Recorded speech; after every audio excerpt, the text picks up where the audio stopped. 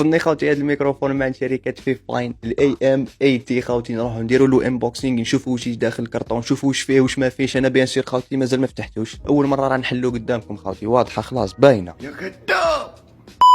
هنا نحلو الكرطون اخويا العزيز، حل اخويا حل ما تطولش علينا انا مزروبي.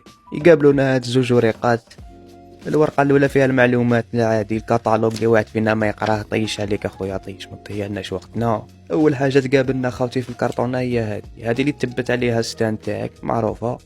ثاني حاجه هي الكابل خوتي، الكابل جي طويل 3 مترات كدا، فيه منا سويتش تبدلها اي اس بي تايب سي كما تحب انت، يمشي في التليفون في البلاي في البي سي كما تحب صاحبي. نجيو للستاند خويا العزيز، الستاند صراحه الكواليتي تاعو متوسط، تشوفها انا بلي ماهيش راح تشد لك بزاف، عام ونص ماكسيموم تاعها يفزد لك صاحبي، حاجه ماشي بروفيسيونيل خاصه بالفئه السعريه.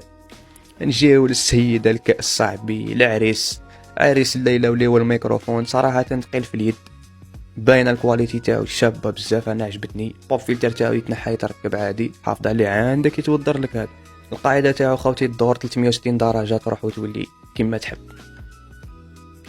هذه هي خوتي واش كان في الصندوق. الفيديو الجاي نحكيو اكثر على المواصفات.